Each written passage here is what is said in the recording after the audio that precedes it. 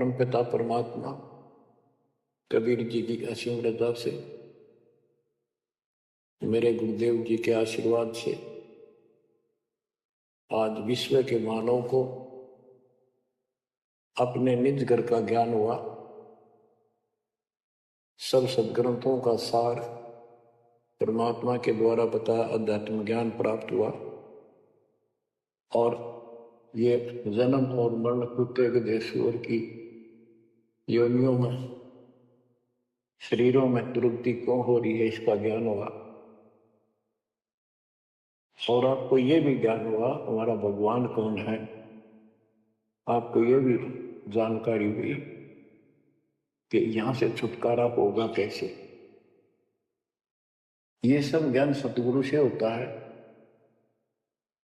तो दास जब भी मालिक को याद करता है तो अपने गुरु जी के एक एक वचन जो मुख्य तौर पर सुनाए गए थे तुरंत आत्मा में लगते हैं जाके और उनकी विशेष याद बनती है और कबीर जी की ये बातें याद आती हैं। अमरवाणी कबीर सतगुरु के उपदेश का लाया एक विचार, जय सतगुरु मिलते नहीं जाते नरक द्वार। नरक द्वार में दूत सब करते खेचातान, उनसे कबो नहीं छूटता फिर फिरता चारों खाई। कबीर चार खनी में भरमता कब को न लगता पार। 100 फेरा सब मिट गया मेरे सतगुरु के उपकार। जय जय सतगुरु मेरे की, जय जय सतगुरु मेरे की, सदा साहिबी सुख से बचियो अमरपुरी के डेरे। गुरुदेव की जब ये उपकार याद आता है उसके प्रति अनायास ही अपने आप उसकी जय जयकार करने को आत्मा पुकार उठती है। बच्चों, ये जो ज्ञान दास सुना रहा है सब सदग्रंथों शास्त्रों से प्रमाणित है और खुद परमात्मा स्वयं परमेश्वर जहाँ से ये हमें ज्ञान बताया और फिर अपने बच्चों को ऊपर लेके गए, फिर नीचे छोड़ा।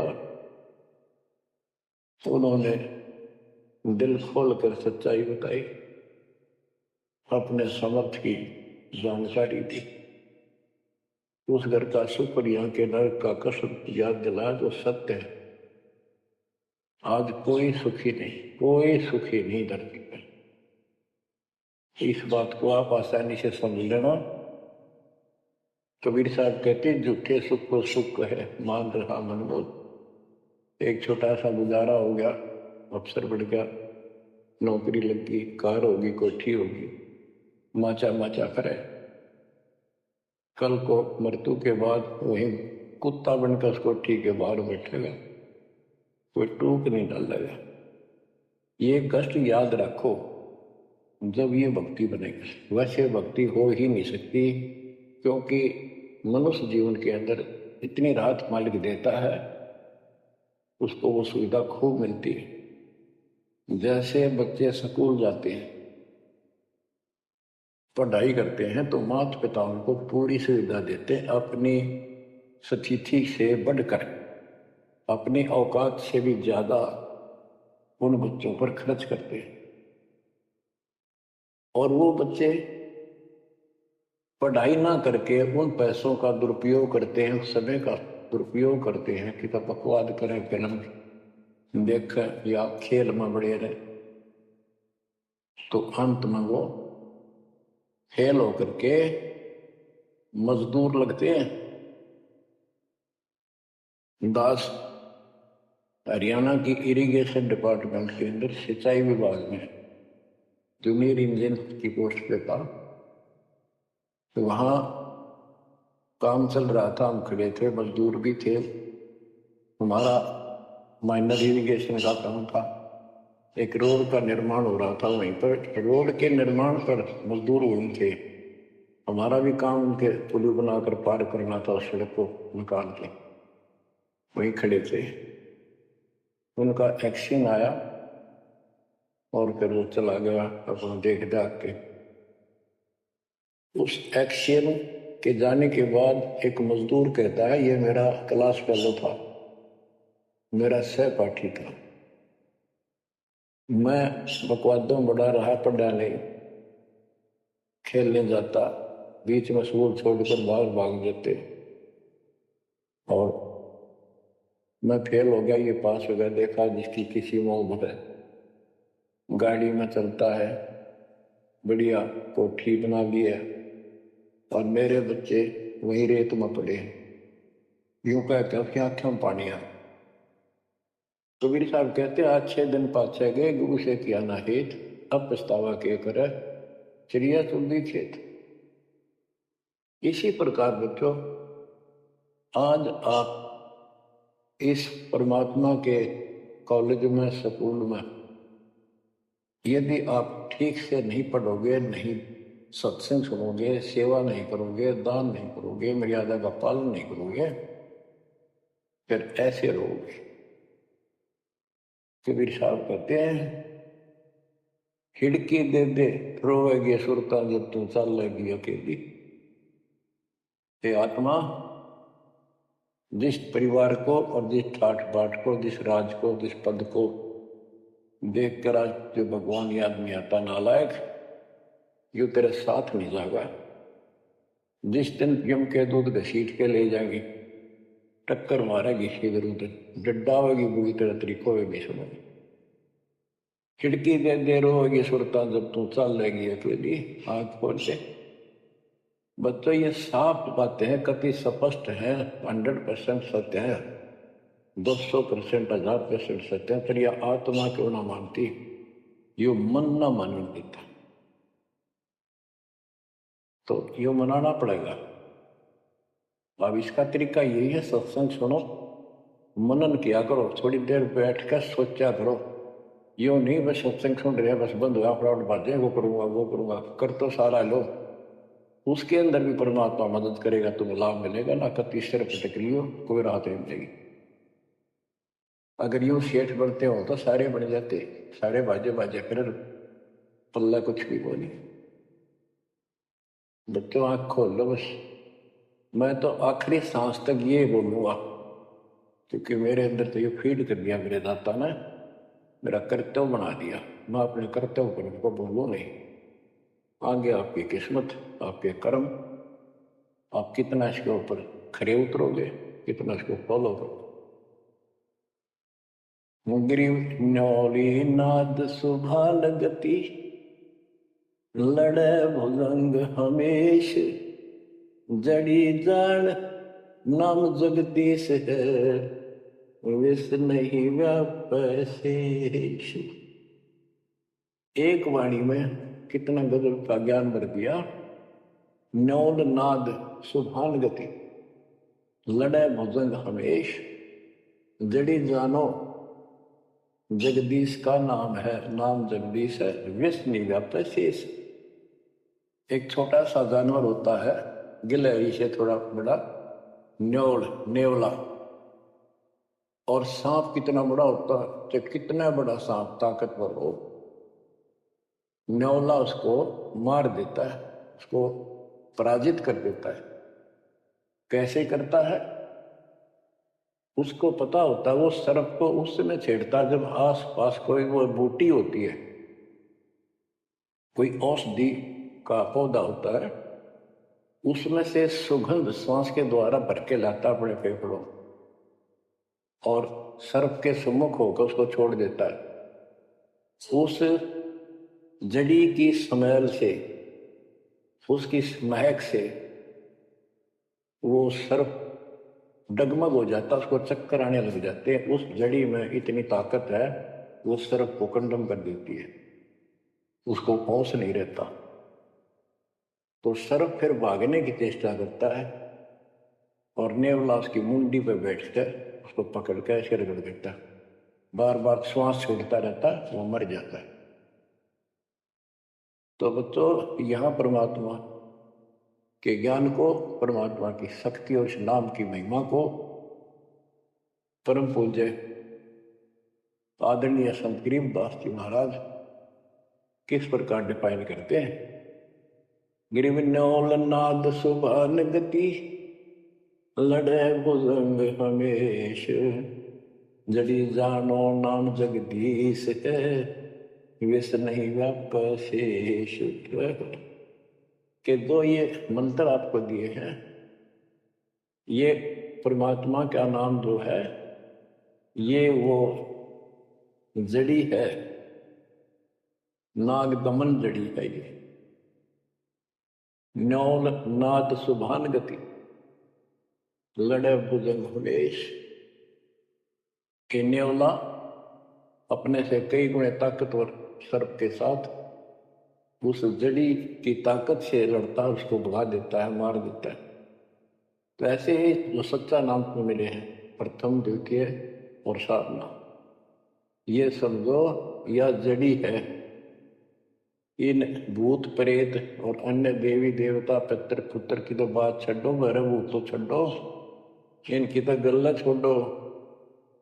अगर काल भी आ जाए ना, विष्णु व्याप शेष, शेष नाग तो सब ताकतवर जागपन उसके कि इतना ताकतवर काल है। आप इस विधि से लिए हुए मंत्र को, जैसे जिसका नामकरण होगा उससे कोई असर नहीं होने का। मर्यादित भगत बेटा या बेटी, और कोई भी आपत्ति आती है, यम के दूत कोई कष्ट देना चाहते हैं, एक बार सिमरन करो इस सब नाम का। कहते विष्णु व्याप शेष, काल भी मुर्दा जागा, केरी नाम कबीर है, विषम काल गजराज, दादू भजन प्रताप से सुनकर बात जगाज। तो बच्चों, इन बातों को ध्यान से याद रखो। आप इतने सुरक्षित हो गए हो, जैसे हाथी पर बैठा दिया जाए तो कुत्ता उसको कोई हानि नहीं कर सकता। तो हाथी के असवार को स्वान काल नहीं खाए, हाथी पर बैठा आप हो, आप परमात्मा की शरण में आ गए तो इतने सुरक्षित हो गए, उसकी रेंज से, पहुंच से इतनी दूर हो गए काल से, जैसे कुत्ता हाथी पर बैठे व्यक्ति को कोई हानि नहीं कर सकता। उसके लिए आपने तन मन शीस ईस अपने पे, तन मन शीस ईस अपने पे, पलम चोट चढ़ावे जब कोई, राम भगत गति पावे हो। जब कोई राम भगत गति पावे होगी, लोक लाज मर्याद जगत की, तन ज्यों तोड़ बगावे। अष्ट सिद्धि की अटक न माने, आगे कदम बढ़ावे। जब कोई राम भगत गति पावे होगी, जब कोई राम भगत गति पावे तो। बच्चों, ये सारे फार्मूले लाने पड़ेंगे जब यह प्रॉब्लम सोल्व होगी जन्म और मरण की। आप क्या बताते हैं, गरीब अंश गवन करते नहीं, मान सरोवर छाड़, कौवे उड़ उड़ जाते हैं, खाते मांसाहार। गिरव मान सरोवर मुक्ति फल, मुक्ता हल के ढेर, कौआ आसन नाम जे भूमि दीन स्मेर। गरीब कौआ रूपी भेख है, ना प्रतीत यकीन। 68 का फल मेट कर बहे दीन बेदीन। गरीब हंस दशा तो साध है, सरोवर है सत्संग। मुक्ता हलवाणी चुने चढ़त नवेला रंग। और देख कितनी अच्छी व्याख्या की है, सब गरीबदास जी ने कमाल कर दिया। गरीब अंश गवन करते नहीं, मान सरोवर छाड़। कौवे उड़ उड़ जाते हैं, खाते मांसाहार। फिर बताया है, गरीब हंस दशा तो साधु है, सरोवर है सत्संग। मुक्ता हलवाणी चुगे चढ़त नवेला रंग। कि जैसे हंस गमन करते नहीं, मान सरोवर छोड़। हंस एक पक्षी होता है, हंस उससे तुलना की है सटे हुए भगत, निर्विकार भगत, सच्चे भगत की। कि जैसे हंस एक पक्षी होता है, सरोवर के ऊपर, तालाब के ऊपर होता है, जिसमें मोती होते हैं, और वहीं पर बुगला होता है, उसी जैसी सेम शक्ल होती है, उनकी पहचान नहीं कर सकते। उनकी पहचान इसी से होती है। जो मोती खाता है वो तो हंस, और मच्छी खाता है वो है बुगला। दोनों की सेम आकार शरीर का, ऐसे ही कलर सफेद होता है। और कौवे भी वही होते हैं, मांस मच्छी खाते। हंस वो होता है जो भूखा मर जाएगा, पर मच्छी मांस मेंढकी नहीं खाएगा, मेंढक नहीं खाएगा। इसी प्रकार भगत वो होता है अपने धर्म कर्म पर रहेगा, बकवाद नहीं करेगा, चाहे कुछ भी हो। तो हंस गमन करते नहीं, मान सरोवर छाड़। सरोवर तो सत्संग है। इस सत्संग को सरोवर मानो, तालाब, टैंक, और भगत हंस है। ये इसको छोड़कर जाते थे, यानी परमात्मा की भक्ति त्यागते नहीं। और कौवे उड़ उड़ जाते हैं। जो कौवे जैसे विचारों के, स्वभाव के व्यक्ति होते हैं, वो बकवाद करने बिना टेके नहीं। उनको कितनी सुविधा मिल जाए आश्रम में, वो अपने गंदे कर्म बिना टिक नहीं सकते, उनका स्वभाव इतना बिगड़ गया। तो यह कहते हैं, गरीब हंस गवन करते नहीं, मान सरोवर छोड़े। कौवे उड़ उड़ जाते हैं, खाते मांसाहार। यानी बकवाद, विकारी लोग सत्संग नहीं टिकते, छोड़कर चले जाते सत्संग। और हंस दशा तो साधु है, भगत है सच्चे, और सरोवर है सत्संग। मुक्ता हल वाणी चुगे। ये अमृत वाणी रूपी मोती खाते हैं, फिर चलत नवेला रे गए गए। इस ज्ञान को सुनकर आत्मा में और कसक पैदा होती है, तड़प पैदा होती है भगवान की तरफ, और ज्यादा लगन लगती है। मुक्ता हल वाणी चुगे। ये मुक्त होने की मोती रूपी वाणी चुगते हैं, खाते हैं, सुनते हैं, आत्मा का आहार है। फिर चढ़त नवेला रंग, और अजब गजब आत्मा के अंदर इसका असर होता है, प्रभाव पड़ता है। फिर वो बताते हैं, ग्रीव कोट वर्ष करे संगत साधों की, पत्थर का जल में क्या भीजे। चंदन बन में रंग लागे, एक बांस बिठन दी ना सीधे।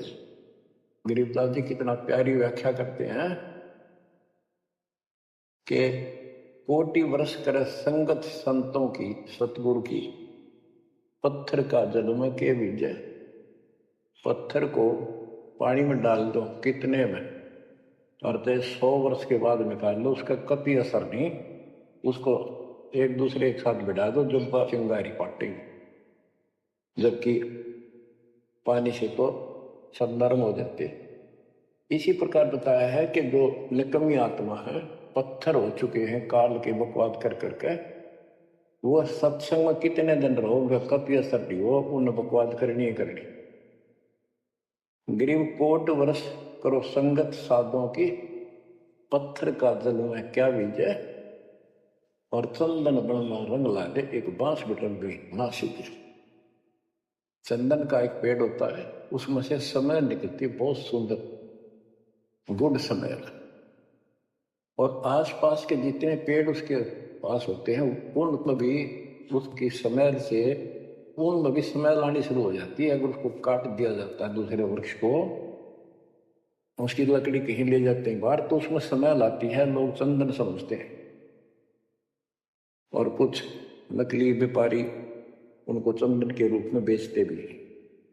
कहने का भाव ये है कि सतगुरु के पास रहने से, सत्संग सुनने से अच्छी आत्माओं का तो असर पक्का होगा। लेकिन बांस विटम भी ना सीधे, बांस का जो होता है पेड़ एक जैसा, बांस देखा आपने, ये पेड़ होता है इसका, लंबे लंबे होते, इस पे चंदन का कोई असर नहीं होता।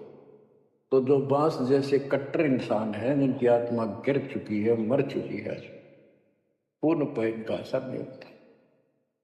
वो ऐसे लोग हैं, संगत माई कुसंगत उपजा, जैसे अपन में बांस आपा किसके आग लगा में कर बंखंड का विनाश। आप क्या बताते हैं, जो सत्संग में आकर भी बकवादी है और उनका असर नहीं हो रहा, वही कर्म बकवादों वाले करते, नाम तोड़ रहे हैं, सार नाम लेकर भी बकवाद करते। कई भक्त हैं, लिखे ऐसे हैं जैसे बहुत बड़े भगत है, बहुत निकट रहते हैं हमारे, और अंत में उनके कर्म इसे गद्दे पावे, हम सोच भी नहीं सकते। तो ये गलतियां हैं, इनको सुधारना पड़ेगा अपने। भाई और बात तेरे काम न आवे, संतों शरण लाग रे, मुके सोवग पलत में बंदे, जाग जाग नर जाग रे, जाग जाग नर जाग, उठ सवेरे उकावर उनके जाग्या नर भाग रे, शुक्रम किया ना करी रे बंदगी, फुटे तेरे भाग रे, वो फुटे तेरे भाग रे। इस तन सराय में जीव मुसाफिर, करता रहे दिमाग रे, रात बसेरा कर ले डेरा, चले सवेरा त्याग रे, चले सवेरा त्याग रे। बगैर सच्चे ज्ञान के इंसान सारे जीवन में अपने मनमुखी अटपट करके यूं कर दूंगा, वो कर दूंगा, कोठी बना दूंगा, उसने ऐसे ठग लूंगा, ये ऐसे कमा लूंगा, यहाँ जमीन इतनी सस्ती मिले है, ऐसे कर लूंगा, कर ले। लेकिन भक्ति भी तो साथ कर ले, बरकत तो दाता ने देनी है, कर्म तो ज्यादा मिले नहीं, कितनी कोशिश कर लो, कर्म से अधिक लेना है तो धनी की शरण माना होगा। इस परमात्मा कबीर जी के हाथ में वो कलम है जो पाप कर्म को काट के शुभ कर्म लिख देता है। आपके भाग बना है उसको भी लिख देता है, आपके संस्कार ठीक कर देता है। इस तन सराय में जीव मुसाफिर, करता रहे दिमाग रे, रात बसेरा कर ले डेरा, चले सवेरा त्याग रे, चले सवेरा त्याग रे। ये जीवन आपका एक न सोच लो स्वप्न है, और यह नींद जब खुलेगी, मृत्यु होगी जब आंख खुलेंगी, जब यह नींद टूटेगी सवेरा होगा, कुछ ही नहीं पाओगा उस बात। एक भगत बता रहा था, नाम लेने से पहले मैं रिक्शा चलाया करता, न्यू कल्पना हुई गाड़ी दूंगा और मैं खूब टी करके चलाया करूंगा।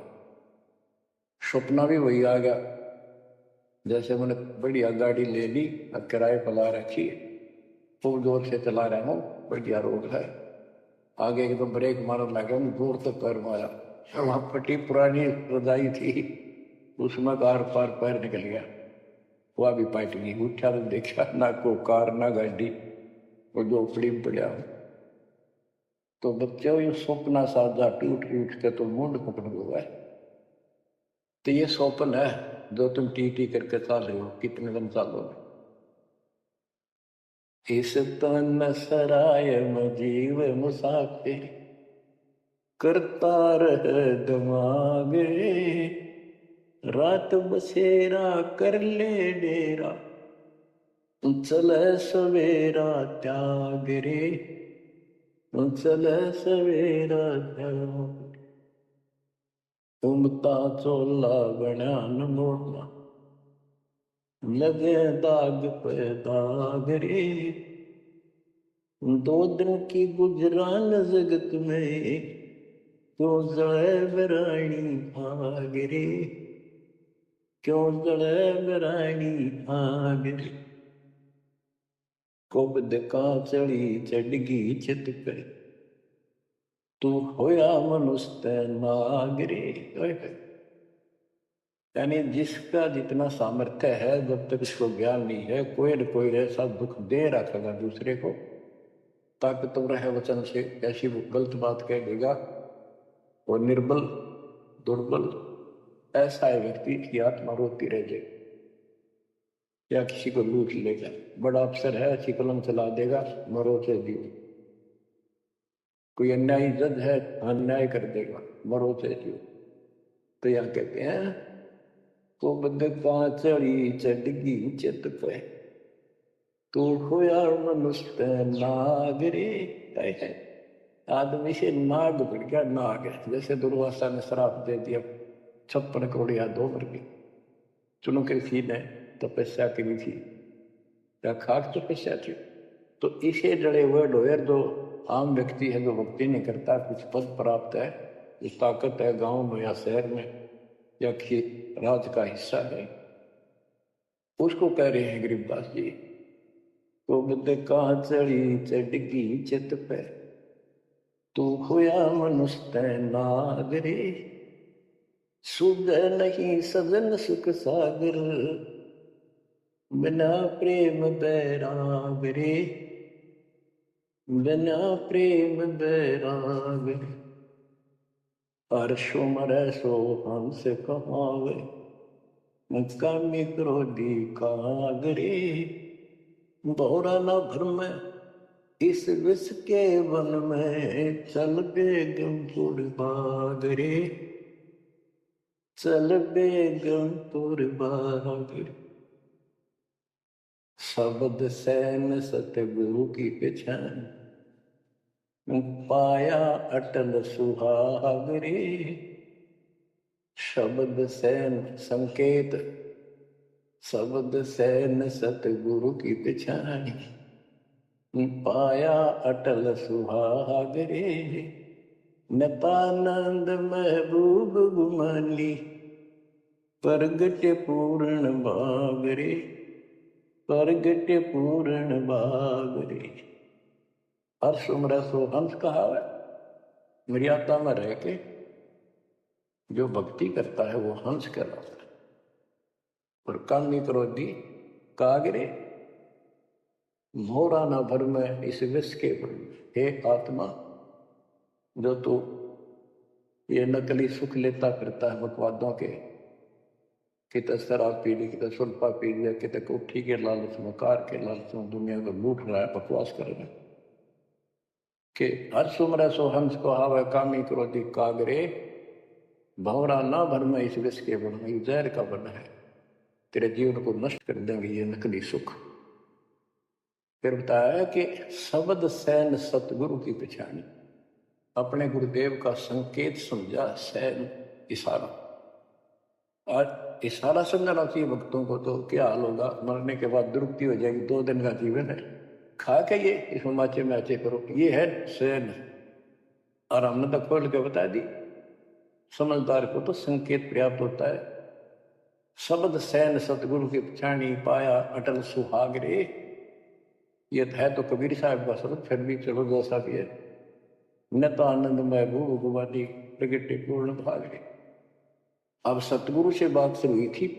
ये नित्यानंद जी भी कहते हैं कि मेरा महबूब सतगुरु गुमानी दास मेरे कोई अच्छे भाग थे जो मुझे इनका मिलन हुआ।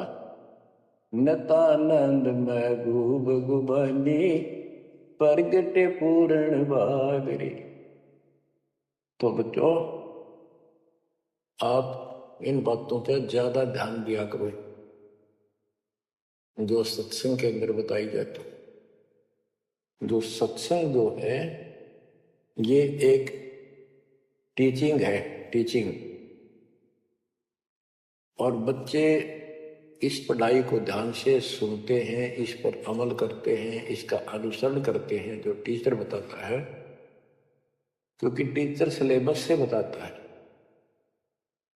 और सिलेबस से बताया हुआ जो भी ज्ञान है उसको स्टूडेंट्स ठीक से याद करते हैं, उसका अभ्यास करते हैं, तो जब परीक्षा होती है वे सफल होते हैं। अब ये आपकी जो क्लास लग रही है ये उस कबीर भगवान की आप पर एक न्यारी रजा और है, अलग से हुई है। और समय अनुसार जहां भी आवश्यकता पड़ रही है परमात्मा समय पर अपने बच्चों को उसी तरह वो सुविधा दे रहा। सत्संग के दौरान बहुत एकाग्र चित्त से सुना करो। ये समझो कि गुरु जी सामने खड़े हैं, देख रहे हैं। जैसे क्लास के अंदर टीचर खड़ा होता है, पढ़ा रहा होता है, प्रोफेसर पढ़ा रहा होता है, तो बच्चे बहुत सावधानी से और शिष्टाचार से एक एक बात को ध्यान से सुनते हैं। फिर टीचिंग के बाद अपना सामान्य बातें भी करते हैं, नहाना धोना खाना पीना सारा कुछ करते हैं, खेत का काम भी करते हैं, माता पिता का हाथ भी बटाते हैं, करते हैं। लेकिन जो टीचिंग के दौरान उसने सुना है वो भूलना नहीं सकता, वो उनको अलग से कुछ देगा। और उसके सुनते सुनते सुनते वो एक दिन एमएससी टेक इंजीनियरिंग डॉक्टरी पता नहीं क्या क्या पढ़ाई पढ़कर विद्वान बन जाते हैं। इसी प्रकार आप इस ज्ञान को सुनते रहोगे, सुनना पड़ेगा। हजारों से ज्यादा सत्संग रखे, उनको ऐसे ही सुना करो, 1 घंटा अवश्य लगाओ। दिन में 1 घंटा भी लगाओगे तो भी बहुत कुछ मिलता रहेगा, भूल नहीं पड़ेगी। काल का आपके ऊपर बहुत भयंकर दबाव है, बहुत प्रेशर है। इतना ज्ञान सुनते हो जितना दास चाह रहा है आपके अंदर, वो प्रेरणा अभी बनी नहीं है, पर बहुत कुछ बात लवा लगी है। निकट हो और सुनते रहो। और ये समय निकालना भी मालिक की कृपा है ना। तो काल पता नहीं इस समय को कहाँ बिरान माटी में दुर्गति के अंदर लवा दे, कोई और समस्या खड़ी कर देगा, सारी टेंशन वही दिमाग वहां घूमता रहेगा, या कोई बीमारी हो जाएगी उस पर टेंशन, हॉस्पिटल में पड़े रहेंगे। तो ये परमात्मा की असीम रजा आपके ऊपर है, एक कलम तोड़ कृपा है। और ये बातें कहने सुन की नहीं, ये कर पाड़न की है। ध्यान दो, इस गंदे लोक की स्थिति से आपको पूर्ण रूप से परिचित करा दिया गया है। यहां एक पल का भरोसा नहीं, तुम क्यों आंख बंद करके बैठे हो इस गंदे लोक में, इसी व्यवस्था में उलझोगे क्या? ठीक है, अपने अपने रुआ के लिए करना पड़ेगा, करते रहो, पर भगवान की कसक दिल में अलग से रहनी चाहिए आपके। एवं नहीं सुना दिया तुमने, सुन दिया, थोड़े बहुत मंत्र कर लिए, सुबह दोपहर शाम की आरती कर ली, अच्छी बात है, लेकिन यह कसक पैदा नहीं हुई तो बात फिर अधूरी रह जाएगी। आप क्या बताते हैं? गरीब दरस परस नहीं अंतरा, रूमी वस्त्र बीच, पारस लोहा एक डग, पलटे नहीं अभीच।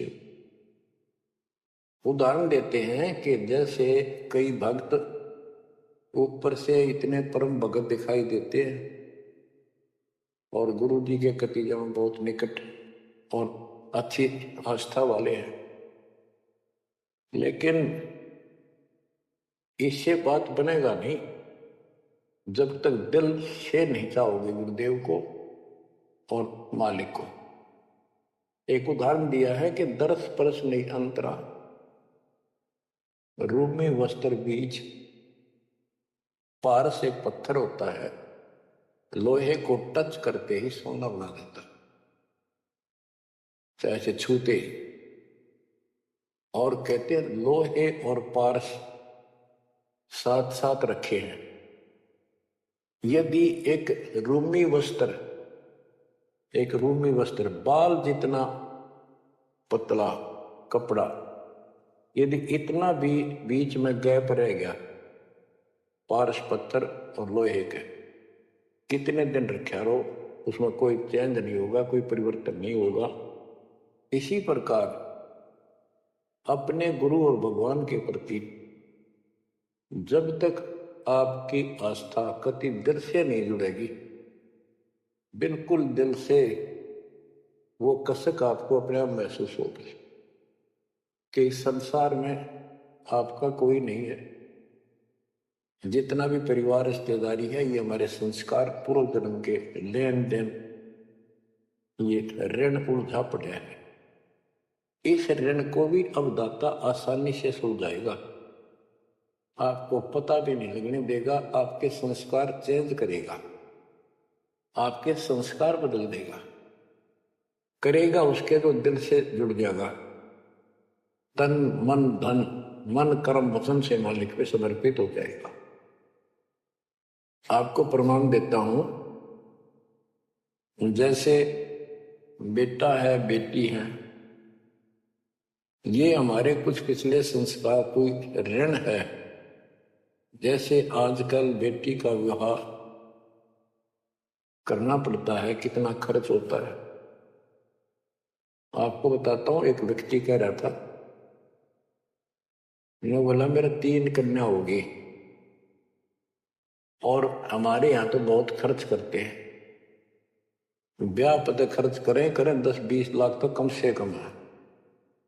और फिर लड़की के बालक हुए तो अपने घर बुलाते हैं, माँ के घर, और उसके ऊपर फिर कम से कम 10 लाख रुपए यो खर्चा और होता है। यो एक ब्याह और होता हमारे यहाँ। ये ऐसी परंपराएं हमने आप सिर पर रखी हैं। और भी दूसरे समाजों में देख लो, बहुत खर्चे होते हैं और लड़की को हमने अपने आप बोझ बना रखा है। बच्चों, अब परमात्मा ने कैसी कृपा की है, दास ने मालिक का आदेश और गुण अवगुण सारे क्लियर कर दिए कि अभी ऐसा करने से ऐसा हानि, ये करने से ऐसे लाभ। अब जैसे उदाहरण दिया आपको बच्चों का विवाह करने के लिए, श्री देवी पुराण के अंदर लिखा है कि देवी ने अपने तीनों पुत्रों की शादी ऐसे सिंपल वे से की, वचन से।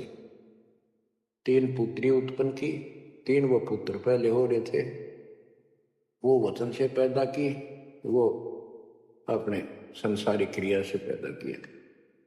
और तीनों को बुला बुला के कह दिया, ले बेटा यह तेरी पत्नी, यो तो उसका पति, जाओ अपना घर बसाओ।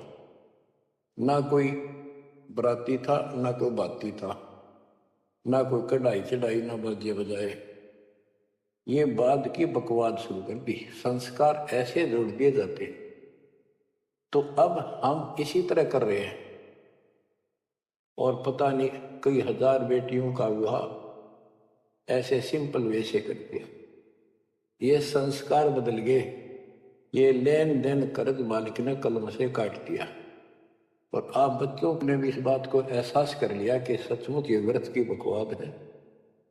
एक पवित्र नाते को, बेटी को गऊ के साथ धन है बेटी। माँ बाप के रहेगी वहां कमावे, आगे जाएगी वहां उसको ऐसे सारे ताण कर रखे कुछ दिन तो, और कभी ना नहीं करती। तो ऐसी पवित्र आत्मा को अपने लेन देन कर्ज के कारण हमने दुश्मन बना रखी थी, पेट में मारने लगी गर्भ के अंदर। अब बेटी बोझ नहीं, परमात्मा की कृपा से तो ये संस्कार बदल गए। ये कलम से काट दिए दाता ने, वो लेन देन खत्म कर दिया आपने। अब हम भक्ति करेंगे। अब भी जो लोग भक्ति नहीं करेंगे, इन बकवादा में रहेंगे, मालिक ने इतने हल्के कर दिए, तो उनको भगवान कैसे पसंद करेगा।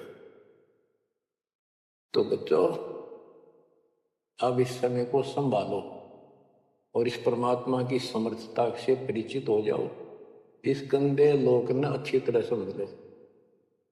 यहां तुम नहीं रह पाओगे, और एक अंदर कसक बनाए रखो नारी कि ठीक है, जब तक यहाँ है वो परिवार में मिलकर रहो, और सब ना अपने मालिक की बातों में ओ जाकर रखो, और गप्पे कम मारो।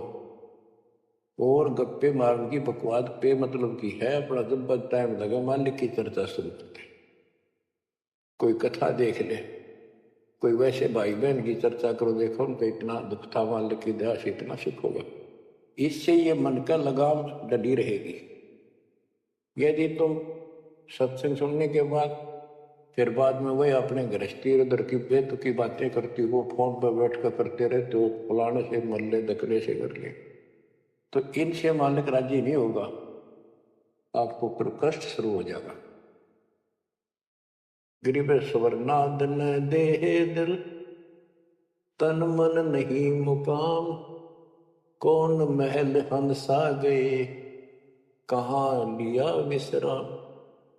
गरीब चार मुक्ति बैकुंठ बट, सपतपुरी सैलान, आगे धाम कबीर का हंस न पावे जान।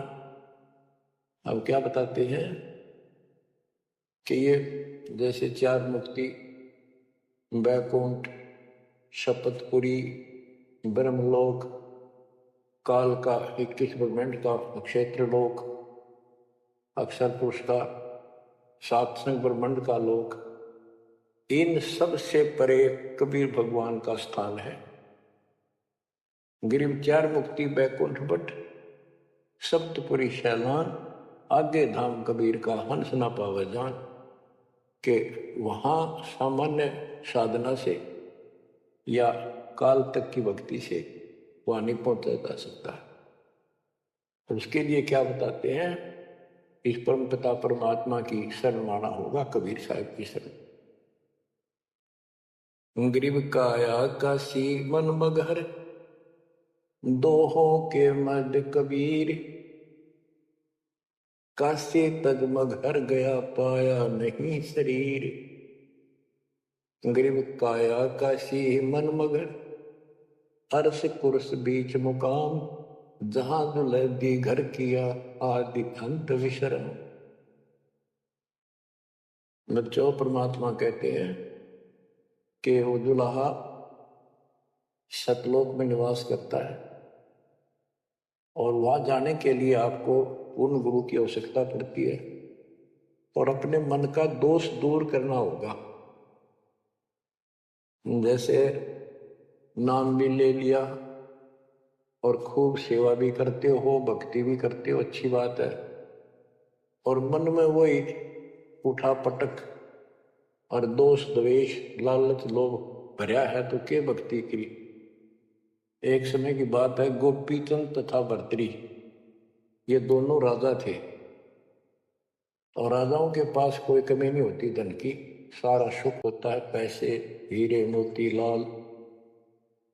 परमात्मा पाने के लिए उस सारे सुख को छोड़कर और गोरखनाथ जी के शिष्य बन गए। कति त्यागी बैरागी हो गए, तन पर एक लंगोट रखे, हाथ में करमंडल, जैसा उनका वेशभूषा होती है वो रखते। एक दिन गोपीचंद और भर्तरी जा रहे थे रात्रि में, चांद की रोशनी अच्छी थी, किसी ने रास्ते में पान खा के थूक रखा था और उसका बुलबुला सा बन गया। ये दोनों वहां जा रहे थे तो चांद की रोशनी में वो बुलबुला सा चमका। भर्तरी को लगा कि ये लाल पड़ा है, लाल हीरा। उसने एकदम उस पर हाथ मारा ठाण खातर, उसका हाथ धस गया थूक में। और गोपीचंद हंसे। गोपीचंद बोले, नाथ जी क्या मिल गया ऐसा, कैसे बैठ गए चलते चलते। बोला रहा तारा गजब हुई हो। बोला किसी थूक रखा था, मैंने सोचा लाल है। गोपीचंद बहुत हंसा। बोले जी लाल छूटे नहीं अभी तक।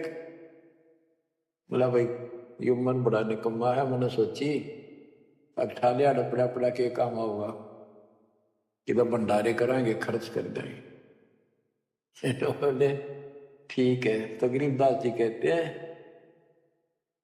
एक उदाहरण और देते हैं गरीबदास जी। गरीब बेरा साटे बेचिया बैरागर सुल्तान, मालिन को जाना नहीं बेबुद्धि खेचा तान। गरीब शेर बेर पलड़े चढ़े एक पड़ा भो माही, मालिन और सुल्तान को हिलकारे ले जाही। 2.5 लाख की पावड़ी एक पैसे का बेर, देख अदब सुल्तान को कैसी डारी मेर। तो कहते 2.5 लाख के जूती थी जिसमें लाल और हीरे पन्ने जुड़े हुए थे और 1 पैसे का बेर। यानी मालन ने कहा कि बेर जो है 2.5 आने का शेर दूंगी, 2 आने के शेर। भूख लगी थी सुल्तान को जब घर छोड़ कर चला और सब त्याग दिए थे, कंबल लपेट रखी थी साल सा शरीर पर और जूती पहन रहा था वो कीमती। भूखा मरे था तो उसने कहा बना बेर दे दे या दोनों जूती रख ले, ये 2.5 लाख कीमत है। वो 2 अन्य के बेर, 1 शेर तुलवा लिया और जूती धरती। तोलते समय 1 बेर पालने से नीचे गिर गया तराजू से। सुल्तान ने उठाया फटदेश और मालन ने उसके ऊपर हाथ रख लिया कि मेरा है। सुल्तान का मेरा। परमात्मा कहते यू देखा अदब सुल्तान ने कैसे छोड़ी मेरे, यानी के लालच छोड़ा। अरे लालच तो नो का नो दिन बैठा तू तो अंदर मन में वो बकवास बता। ये नहीं विचार किया 2.5 लाख की पावड़ी जुत्ती डाल दी 1 पीसे के बेर के ऊपर, क्यों बकवास कर रहे हैं। तो ये सारी दोष अपन निकालना पड़ेगा, इतनी ऊंचा उठाना पड़ेगा अपनी बुद्धि को। संसारिक लोगों की तो वृत्ति ऐसी होती है, पर सब कुछ त्याग के तो परमात्मा कहते हैं उसका एक लगा थप्पड़ तो असली रूप में आ गए। बोला भले आदमी के राज त्याग गया तने, तू तो राज अंदर ही लिए पर रहा है। अपनी भूल का एहसास हुआ, महाराज बहुत नीच सही मन, देख कितनी बकवास भरी है, बहुत बड़ी गलती होगी, दया करो। तो बच्चों इस प्रकार आपने भी थोड़ा सा ऊंचा उठना पड़ेगा। परमात्मा के लिए छोटी मोटी बातों पर अड़ंगा नहीं अड़ाना चाहिए। संसारी लोगों की रीति किसी हो, पर अपनी धर्म नीति को आगे रखे, उसके कारण आप ऊपर उठ जाओगे। गरीब 9 लख नानक नाद में 10 लख गोरख तीरे, लाख दत्त संगी सदा चरणों चर्च कबीर। गरीब 9 लख नानक नाद में 10 लख गोरख पास, अनंत संत पद में मेले कोटि तेरे रविदास। गरीब रामानंद से लक्ष्य गुरु त्यारे शिष के भाई, चेलों की गिनती नहीं पद में रहे समाये। गरीब खोजी खालिक को मेले ज्ञानी के उपदेश, सतगुरु पीर कबीर हैं सबका हो उपदेश। गिरिव दुर्वासा और गरुड़ से कीना ज्ञान समोद, अरब रामायण मुख कही वाल्मीकि को शोध। परमात्मा जो भी भक्ति पर लगे हुए हैं उन अपने बच्चों को सबको मिलता है। दुर्वासा से मिले, गरुड़ से मिले, काकभूषण से मिले, शिव जी से मिले, विष्णु जी से मिले, ब्रह्मा जी से मिले, सबको मिलते हैं। देवी जी से मिले, ये नहीं छोड़ते किसी को। हमारी बुद्धि काल में कति घुमा रखी है, ये बात हमारा समझ में आइए को नहीं। अब क्या बताते हैं कि वाल्मीकि के रूप में पांडवों की अश्वमेध यज्ञ में परमात्मा ने कैसा कमाल किया। ग्रीव फिर पांडवों की यज्ञ में शंख पतायन टेर, 12 कोटि पंडित जहां पड़ी सबन की मेर। ग्रीव फिर पांडवों की यज्ञ में शंख पतायन टेर, 12 कोटि पंडित जहां पड़ी सबन की मेर। यानी सबकी मरोड़ निकल गई जब पांडवों के अश्वमेध यज्ञ में परमात्मा ने सुपत रूप में, वाल्मीकि रूप में जाकर शंख बजाया। उसमें 12 करोड़ पंडित बैठे थे। गरीब 33 कोटि यज्ञ में आए 88 सारे, 12 कोटि वेद के वक्ता सुपच का शंख बजारे। होए होए। कहते पांडवों की यज्ञ में 33 करोड़ देवता, 88,000 ऋषि और 12 करोड़ वेद के कंठ से याद करने वाले, डेली पढ़ने वाले पंडित हुआ। उनसे वो काम सिद्ध नहीं हुआ। और सुपथ उस हरिजन शूद्र वाल्मीकि से वो शंख बजा। यानी ये बताते हैं मनुष्य जीवन प्राप्त करके जाति से कोई लिंक नहीं मौलिक का, ना किसी मजहब धर्म से। वो परमात्मा की भक्ति सच्ची हो, उससे सब कुछ प्राप्त होता है। ग्रीव फिर पंडों की यज्ञ में शंख पंचायन टेरे, 12 कोटि पंडित जहां पड़ी सबन की मेर। ग्रीव करी कृष्ण भगवान को शरणामृत से प्रीत, शंख पंचायन जब बजा लिया द्रौपदी सीत।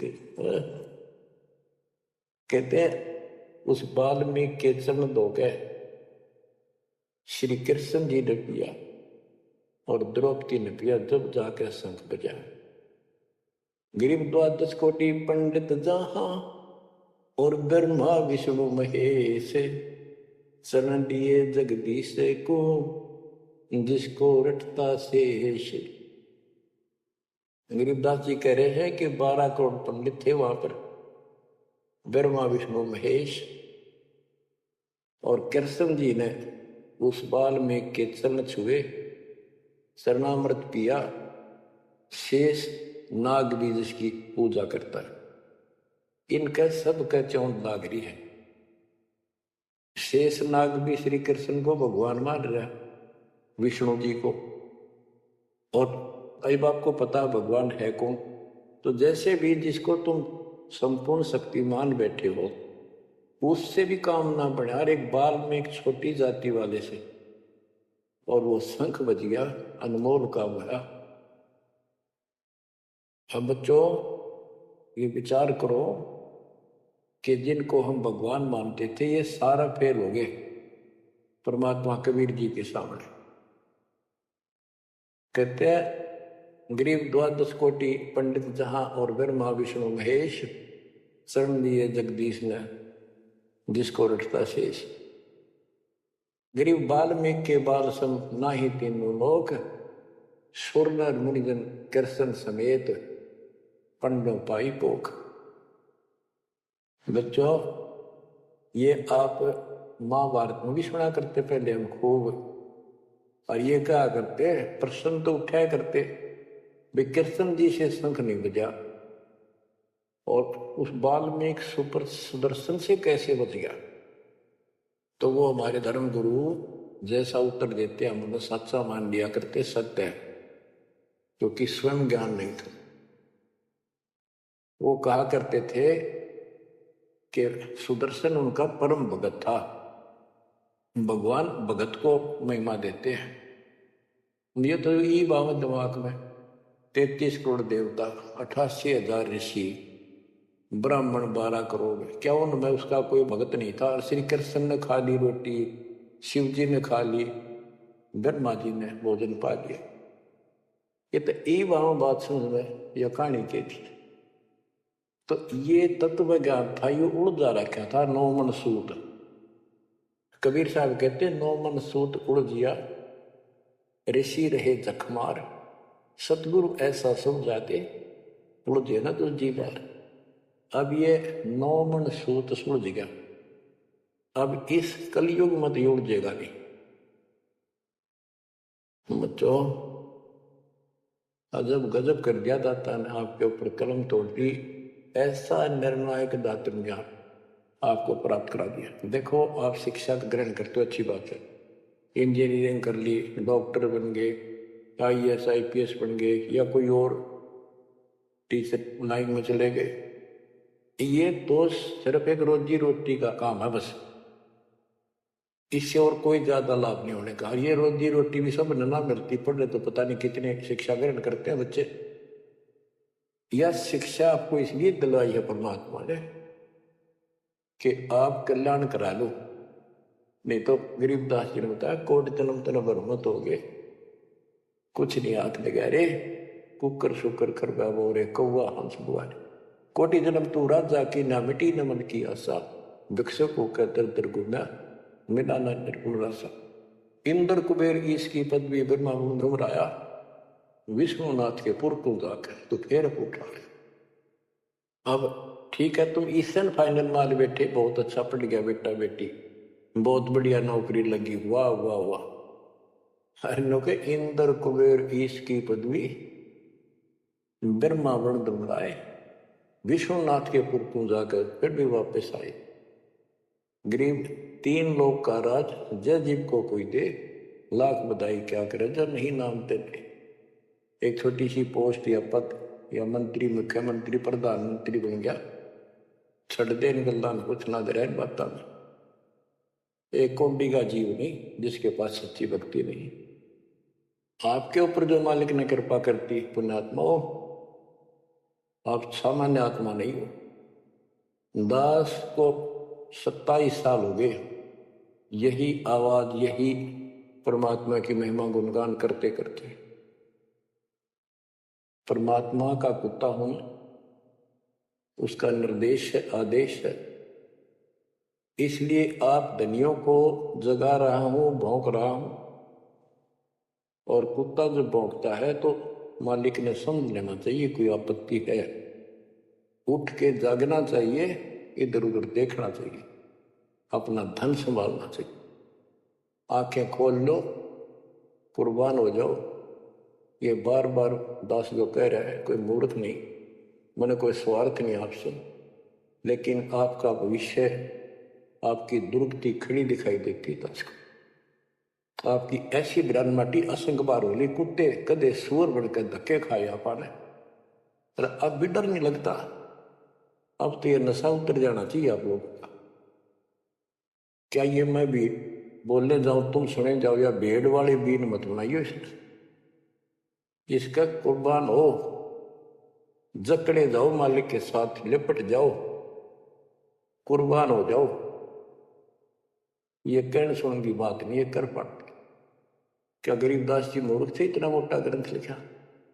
क्या भगवान को लालच था आपसे जो 120 वर्ष तक हमारे बीच में इस गंदे लोक में कष्ट उठाया? आप उसके बच्चे हो, आप उसकी आत्मा हो, वो हमारा बाप है, वही माँ है, वो सब कुछ है, वो भाई है, वही बहन है। तुम्हें माता च पिता, तुम्हें बंधु च सखा, तुम्हें विद्या च द्रविणम, विद्या और धन दाता तू ही है। तोमेव मम सर्वम देव देव, हे देवों के देव, हे मालिकों के मालिक, मेरे तो आप ही सब कुछ हो। ये भाव हो बेटा बच्चों तुम्हारा। ये वो पिता है ये बाप भी यही है, माँ भी हमारा यही है, ये हमारा भाई भी यही है, सच्चा साथी सखा फ्रेंड भी यही है। अगर विचार करोगे तो जिनके ऊपर मुंह धोए बैठे हो, जिनके ऊपर तुम सारा मान रहे हो, चाहे आपका प्रधानमंत्री मित्र है, प्रधानमंत्री मर जाता है कि सारा था उसका, खुद मौत होगी कि रक्षा करी प्रधानमंत्री ने। और ये परमात्मा या भी साथी, संसार छोड़ के जाओगे बच्चों तो भी साथी। ऐसे साथी को बोल के आंख बंद करके बैठे हो, खोल लो नाक में, खोल लो बच्चों, मर बैठो इस मालिक को पाने के लिए। परमात्मा आपको सद्बुद्धि दे, आपके गंदे लोक की याद सदा बनी रहे, आपका भविष्य नरक बनने से बचे, आपको मोक्ष दे दाता सत साई। सत साई।